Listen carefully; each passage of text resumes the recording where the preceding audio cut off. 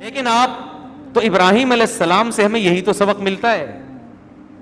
قربانی پہ لوگ اعتراض کرتے ہیں نا, یہ مسلمان پہلے دن جا کے لاکھوں جانور کاٹ دیتے ہیں, آج تو وہ پھر اس میں بھی یہی, بھائی اتنے پیسے کسی جہیز میں دے دو, کسی غریب کو دے دو, اتنے موٹے کٹے لانے کی کیا ضرورت ہے. اس سے غریب بچیوں کی شادیاں ہو سکتی ہیں, اس سے یہ ہو سکتا ہے, اس سے یہ ہو سکتا ہے.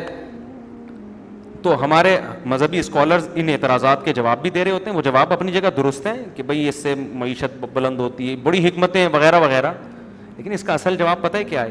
صحابہ نے نبی سے پوچھا, یا رسول اللہ قربانی کیا ہے؟ آپ نے فرمایا سنت ابیکم ابراہیم, تمہارے باپ ابراہیم کی سنت. ابراہیم نے تو گائے تھوڑی ذبح کی تھی, انہوں نے تو بچہ ذبح کیا تھا.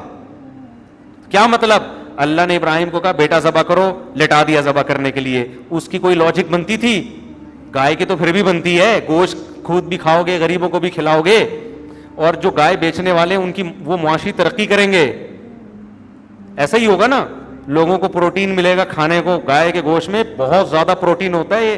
یہ بچوں کو مرغی پہ نہ لگاؤ, گائے کے گوشت کھلایا کرو, بچوں کی جان بنتی ہے. گائے کٹے جیسے بن جائیں گے وہ. گائے کے گوشت میں طاقت بکرے اور مرغی سے کئی گنا زیادہ ہے. تو یہ جب کھائیں گے, کھلائیں گے, اور دعوتیں بھی ہوں گی, محبتیں بھی بڑھیں گی, اور خوشیاں بھی ہوں گی, غریبوں کو پیسہ ملے گا. مالداروں کی جیب سے پیسہ نکل کے کہاں جائے گا؟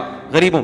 تو گائے میں تو کروڑوں حکمتیں ہیں, آپ کی وہ سمجھ میں نہیں آ رہا. بچہ کاٹنے میں کوئی حکمت نہیں تھی, تو نبی نے بتا دیا. ان حکمتوں کو تھوڑی دیکھنا ہے. تو ہمارے باپ ابراہیم کی سنت ہے, ان کو اللہ نے کہا بچہ کاٹ دو, انہوں نے کہا کاٹ دیتا ہوں. اور جب تیرے آگے تھوڑی, اللہ ویسے بھی تو موت دے سکتا ہے نا بچے کو, تو ہم تھوڑی, ہمیں تو لاجک کی ضرورت ہی نہیں, ہم کٹا کیوں کاٹتے ہیں بھائی؟ ہمیں تو اللہ نے کہا لا کے کاٹو.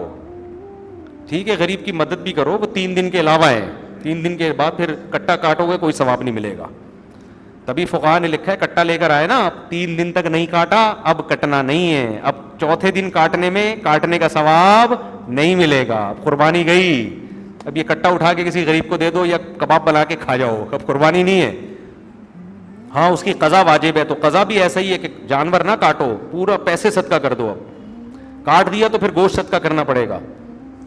لیکن قربانی کے 3 دن ہیں, چوتھے دن نہیں ہوتا. اسی وجہ سے میں صدقے کے بکروں کے خلاف ہوں. جانور کاٹنا عبادت اور سنت صرف بقرعید میں, عقیقے میں ہے اور حج میں ہے, عمرے دم کے طور پر ہے. اس کے علاوہ جانور کاٹنا اسلام میں عبادت نہیں ہے. صدقے کے بکرے کا کوئی تصور نہیں ہے اسلام میں. صدقہ ہے وہ تو پیسوں سے کرو, راشن ڈالو وغیرہ.